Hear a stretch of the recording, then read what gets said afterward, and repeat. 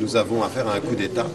Le coup d'État a été préparé des semaines avant les mobilisations populaires. Et on nous a dit non, ça s'est fait en 3 jours. C'est pas vrai, c'est un mensonge. On sait que ça a été préparé en avant.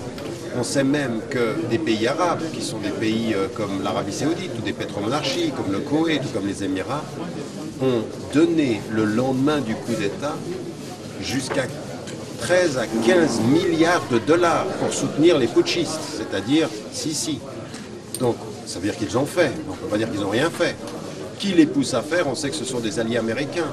Qui n'a pas reconnu que le coup d'État n'était pas un coup d'État le lendemain du coup d'État? Ce sont les Américains.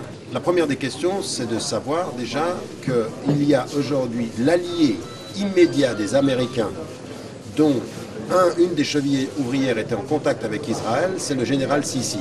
Si vous regardez sa biographie, vous comprenez qui il est. Donc là, il y a un intérêt entre maintenir l'armée qui protège les intérêts géostratégiques des États-Unis et en même temps les intérêts locaux d'Israël, qui est un premier élément.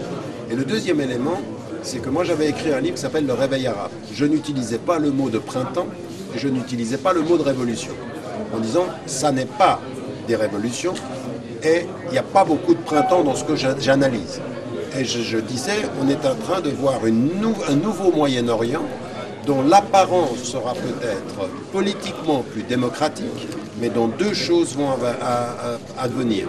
Première des choses, contrôle économique. Deuxième des choses, instabilité sociale. Regardez ce qui est en train de se passer maintenant. Prenez l'exemple de l'Irak, puis ensuite vous allez en Libye, puis ensuite vous allez en Syrie, où c'est la catastrophe, et vous allez en Tunisie, où il y avait des manifestations dans l'instabilité, et l'Égypte maintenant.